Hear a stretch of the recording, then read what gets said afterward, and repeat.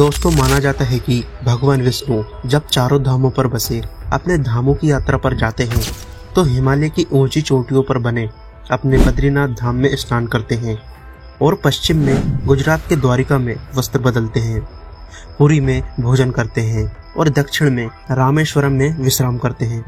द्वापर के बाद भगवान कृष्ण पुरी में निवास करने लगे और बन गए जग के नाथ अर्थात जगन्नाथ। वीडियो को स्टार्ट करने से पहले अगर आप हमारे चैनल पर न्यू आए हैं तो प्लीज़ चैनल को सब्सक्राइब करके साथ में घंटी वाला बेल आइकन जरूर दबा दें और कमेंट बॉक्स में जय पंचसखा जय जगन्नाथ अवश्य लिखें। पुरी का जगन्नाथ धाम 4 धामों में से एक है। यहाँ भगवान जगन्नाथ बड़े भाई बलभद्र और बहन सुभद्रा के साथ विराजते हैं। हिंदुओं की प्राचीन और पवित्र 7 नगरियों में पुरी ओडिशा राज्य के समुद्री तट पर बसा है। जगन्नाथ मंदिर विष्णु के 8वें अवतार श्री कृष्ण को समर्पित है। भारत के पूर्व में स्थित बंगाल की खाड़ी में पूर्वी छोर पर बसी पवित्र नगरी पुरी ओडिशा की राजधानी भुवनेश्वर से थोड़ी दूर पर है। आज का ओडिशा प्राचीन काल में उत्कल प्रदेश के नाम से जाना जाता था। यहाँ देश की समृद्ध बंदरगाहें थी, जहाँ जावा, सुमात्रा, इंडोनेशिया, थाईलैंड और अन्य कई देशों का इन्हीं बंदरगाह के रास्ते व्यापार होता था। पुराणों में इसे धरती का वैकुंठ कहा गया है। इसे श्री क्षेत्र, श्री पुरुषोत्तम क्षेत्र, शाक क्षेत्र, नीलांचल, नीलगिरी और श्री जगन्नाथपुरी भी कहते हैं। यहाँ लक्ष्मीपति विष्णु ने तरह तरह की लीलाएं की थी। यहाँ भगवान विष्णु पुरुषोत्तम नीलमाधव के रूप में अवतरित हुए। सवर जनजाति के देवता होने के कारण यहाँ भगवान जगन्नाथ का रूप कबीलाई देवताओं की तरह है। पहले कबीले के लोग अपने देवताओं की मूर्ति जगन्नाथ मंदिर में सवर जनजाति के पुजारियों के अलावा ब्राह्मण पुजारी भी हैं। ज्येष्ठ पूर्णिमा से आषाढ़ पूर्णिमा तक सवर जाति के देवतापति जगन्नाथ जी की सारी रीतियां करते हैं।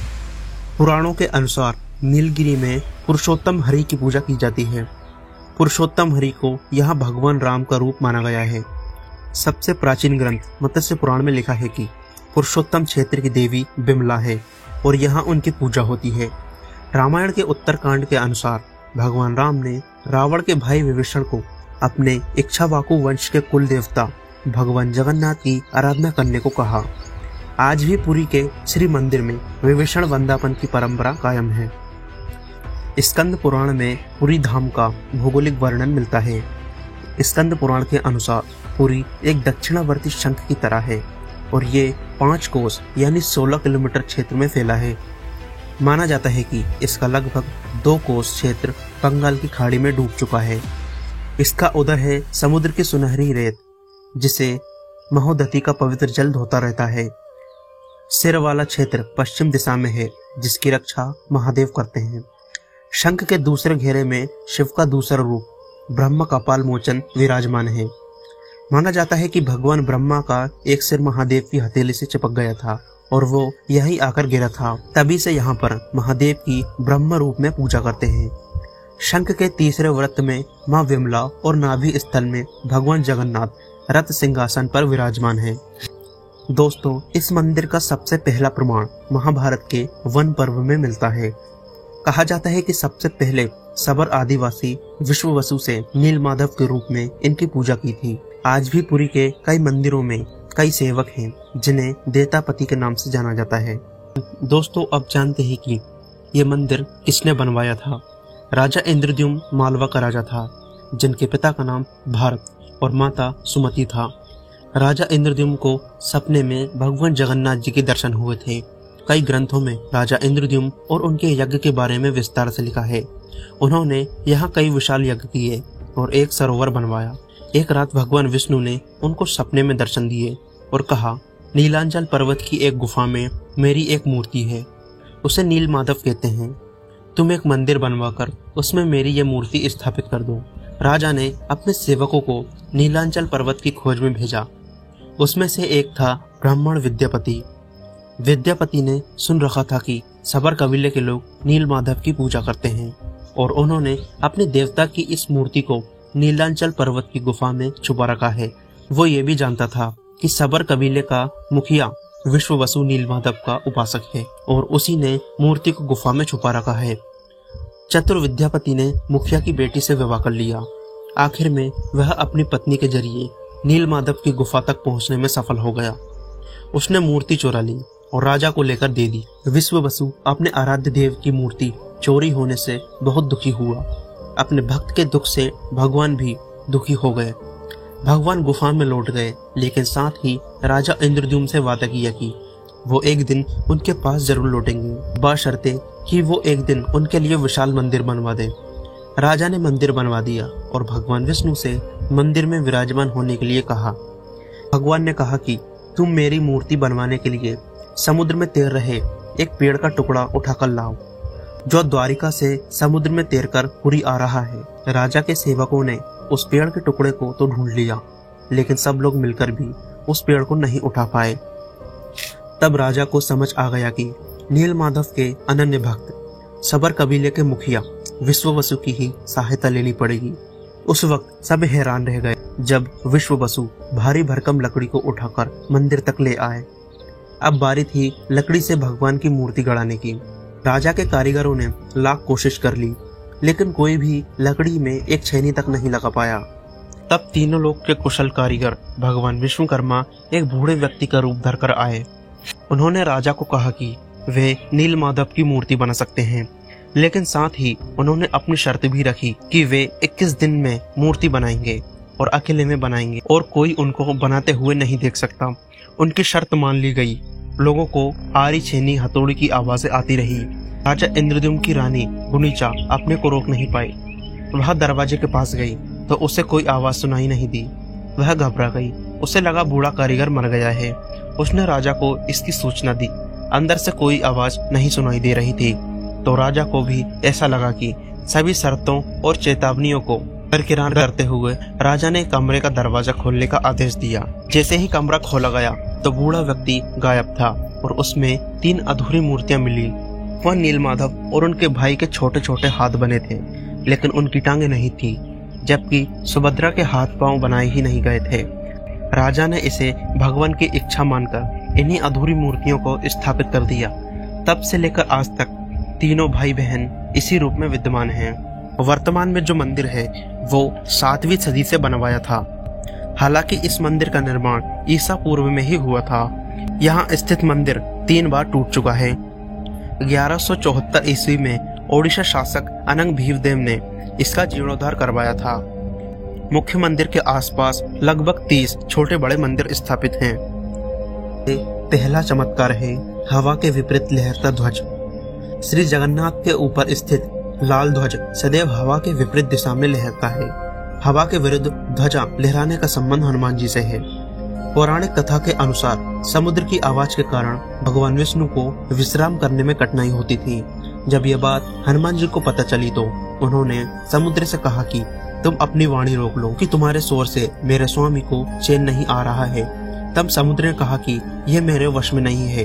यह ध्वनि उतनी ही दूर तक जाएगी जितनी हवा की गति जाएगी। इसके लिए आपको अपने पिता पवन देव से निवेदन करना चाहिए। तब हनुमान जी ने अपने पिता पवन देव का आह्वान किया और उन्हें मंदिर की दिशा में न बहने के लिए कहा। पवन देव ने कहा कि यह संभव नहीं है। इसके लिए उन्होंने हनुमान जी को एक उपाय बताया। पिता के बताए उपाय के अनुसार हनुमान जी ने अपनी शक्ति से स्वयं को 2 भागों में बांट लिया और फिर वे हवा से भी तेज गति से मंदिर की परिक्रमा करने लगे। इससे हवा का ऐसा चक्र बना कि समुद्र की आवाज मंदिर के अंदर ना जाकर मंदिर के चारों ओर ही घूमती रहती है और श्री जगन्नाथ जी मंदिर में आराम से सो जाते हैं। इसी वजह से मंदिर की ध्वजा भी हवा के विपरीत दिशा में लहरती है। यह भी आश्चर्य है कि प्रतिदिन सायंकाला मंदिर के ऊपर स्थापित ध्वज को मानव द्वारा उल्टा चढ़ाकर बदला जाता है। ध्वजा भी इतना भव्य है कि जब यह लहरता है तो इसे सब देखते ही रह जाते हैं। ध्वज पर शिव का चंद्र बना हुआ है। दूसरा चमत्कार यह है कि गुम्बद की छाया नहीं बनती। दोस्तों, यह दुनिया का सबसे भव्य और ऊंचा मंदिर है। यह मंदिर 4 लाख वर्ग फुट में क्षेत्र में फैला है और इसकी ऊंचाई लगभग 214 फुट है। जगन्नाथ मंदिर का स्थान और डिजाइन इस तरह से बनाया गया है कि इसका सूर्य से सीधा संपर्क होता है, यानी कि मंदिर इस तरह से स्थित है कि सूर्य की किरणें बिना छाया डाले सीधे मंदिर पर जाकर पड़ती हैं। परछाई से जुड़ा ये राज मंदिर की बनावट और इसके आसपास के स्ट्रक्चर की प्लेसमेंट का परिणाम है। छाया की कमी को मंदिर की एक अनूठी विशेषता माना जाता है। लेकिन यह प्राचीन भारतीय कला है। मंदिर के पास खड़े रहकर इसका गुंबद देखना पाना असंभव है। मुख्य गुंबद की छाया दिन के किसी भी समय अदृश्य ही रहती है। हमारे पूर्वज कितने बड़े इंजीनियर रहे होंगे, यह इस एक मंदिर के उदाहरण से समझा जा सकता है। पुरी के मंदिर का यह भव्य रूप 7वीं सदी से निर्मित किया गया है। दोस्तों, तीसरा चमत्कार, मंदिर के ऊपर बना चमत्कारिक सुदर्शन चक्र। पुरी में किसी भी स्थान से आप मंदिर के शीर्ष पर लगे सुदर्शन चक्र को देखेंगे तो वह आपको सदैव अपने समान ही लगा दिखेगा। इसे नील चक्र भी कहते हैं। यह अष्ट धातु से निर्मित है और अति पावन और पवित्र माना जाता है। जगन्नाथ मंदिर के शीर्ष पर रखा गया धातु का यह पहिया नीला चक्र या नील चक्र कहलाता है। इस चक्र को भगवान विष्णु का सबसे शक्तिशाली हथियार भी कहा जाता है, जिसे भगवान जगन्नाथ मंदिर के अंदर सुदर्शन चक्र के नाम से पूजा जाता है। सुदर्शन चक्र का आकार और आकृति किसी पहिए के आकार की नहीं है। ये एक छोटे लकड़ी के खंभे के आकार की है, जिसे मंदिर के अंदर भगवान जगन्नाथ के बाईं ओर रखा गया है। सामान्य दिनों के समय हवा समुद्र से जमीन की तरफ आती है और शाम के दौरान इसके विपरीत, लेकिन पुरी में इसका उल्टा होता है। अधिकतर समुद्री तटों पर आमतौर पर हवा समुद्र से जमीन की ओर आती है, लेकिन यहाँ हवा जमीन से समुद्र की ओर आती है। इसका चमत्कार है कि गुंबद के ऊपर नहीं उड़ते पक्षी। मंदिर के ऊपर गुंबद के आसपास अब तक कोई भी पक्षी उड़ता नहीं देखा गया। जानकारों के अनुसार जगन्नाथपुरी मंदिर के बारे में मान्यता है कि इसकी देखरेख गरुड़ पक्षी करता है। गरुड़ को पक्षियों का राजा माना जाता है। में अन्य पक्षी इस मंदिर के ऊपर से नहीं उड़ते हैं। के ऊपर से विमान नहीं उड़ाया जा सकता है।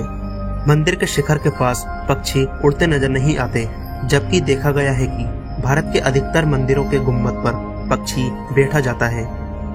इस मंदिर का छठवां चमत्कार यह है कि यहाँ दुनिया का सबसे बड़ा रसोई घर भी पाया जाता है। दोस्तों, 500 रसोइये 300 सहयोगियों के साथ बनाते हैं भगवान जगन्नाथ जी का प्रसाद। लगभग 20 लाख भक्त यहाँ पर भोजन भी कर सकते हैं। कहा जाता है कि मंदिर में प्रसाद कुछ हजार लोगों के लिए ही क्यों न बनवाया गया हो, लेकिन इसमें लोगों का पेट भर सकता है। मंदिर के अंदर पकाने के लिए भोजन की मात्रा पूरे वर्ष के लिए रहती है। प्रसाद की एक भी मात्रा कभी भी व्यर्थ नहीं जाती। मंदिर की रसोई में प्रसाद पकाने के लिए 7 बर्तन एक दूसरे पर रखे जाते हैं और सब कुछ लकड़ी पर ही पकाया जाता है। 7वां चमत्कार यह है कि समुद्र की ध्वनि कभी भी मंदिर के अंदर नहीं आ सकती। मंदिर के सिंहद्वार में पहला कदम प्रवेश करने पर ही आप सागर द्वारा निर्मित किसी भी ध्वनि को नहीं सुन सकते। आप मंदिर के बाहर से एक ही कदम को पार करें तब आप इसे सुन सकते हैं। इसे शाम को स्पष्ट रूप से अनुभव किया जा सकता है। इसी तरह मंदिर के बाहर स्वर्गद्वार है, जहाँ पर मोक्ष प्राप्ति के लिए शव जलाए जाते हैं। लेकिन जब आप मंदिर से बाहर निकलेंगे तभी आपको लाशों की जलने की गंध महसूस होगी। दोस्तों, 8वां चमत्कार है मूर्ति का रूप बदलना। यहाँ श्री कृष्ण को जगन्नाथ कहते हैं। जगन्नाथ के साथ उनके भाई बलभद्र और बहन सुभद्रा विराजमान है। तीनों की ये मूर्तियाँ काष्ठ की बनी हुई हैं। यहाँ प्रत्येक 12 साल में एक बार मूर्तियों का नव कलेवर माना जाता है। मूर्तियाँ नई जरूर बनाई जाती हैं, लेकिन आकार और रूप वही रहता है। कहा जाता है कि उन मूर्तियों की पूजा नहीं होती, केवल दर्शनार्थ रखी गई हैं। अब बात करते हैं 9वें चमत्कार की, विश्व की सबसे बड़ी रथ यात्रा। आषाढ़ माह में भगवान रथ पर सवार होकर अपनी मौसी रानी गुंडीचा के घर जाते हैं। यह रथ यात्रा 5 किलोमीटर में फैले पुरुषोत्तम क्षेत्र में ही होती है। रानी गुंडीचा भगवान जगन्नाथ के परम भक्त राजा इंद्रद्युम्न की पत्नी थी, इसलिए रानी को भगवान जगन्नाथ की मौसी कहा जाता है। अपनी मौसी के घर भगवान 8 दिन रहते हैं। आषाढ़ शुक्ल दशमी को वापसी की यात्रा होती है। भगवान जगन्नाथ का रथ नंदी घोष है, देवी सुभद्रा का रथ दर्प दलन है और भाई बलभद्र का रक्षतल ध्वज है। पुरी के गणपति महाराज सोने की झाड़ू बुहारते हैं, जिसे छेरा पेरन कहते हैं। 10वां चमत्कार ये है कि हनुमान जी करते हैं जगन्नाथ जी की समुद्र से रक्षा। माना जाता है कि 3 बार समुद्र ने जगन्नाथ जी के मंदिर को तोड़ दिया था। कहते हैं कि महाप्रभु जगन्नाथ ने वीर मारुति हनुमान जी को यहाँ समुद्र को नियंत्रित करने के लिए नियुक्त किया था, परंतु जब तक हनुमान जी जगन्नाथ, बलभद्र एवं सुभद्रा के दर्शन को लोभ संवरण नहीं कर पाते थे, वे प्रभु के दर्शन के लिए नगर में प्रवेश कर जाते थे। ऐसे में भी उनके पीछे नगर में प्रवेश कर जाता था। केसरी नंदन हनुमान जी की इस आदत से परेशान होकर जगन्नाथ महाप्रभु ने हनुमान जी को यहाँ स्वर्ण बेड़ी से बांध कर रखा है। यहाँ जगन्नाथपुरी में ही सागर तट पर वेदी हनुमान का प्राचीन एवं प्रसिद्ध मंदिर है।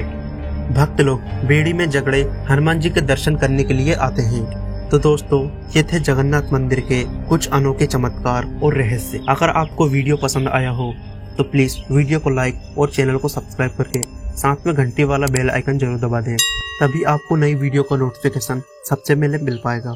और साथ ही कमेंट बॉक्स में एक बार जय जगन्नाथ अवश्य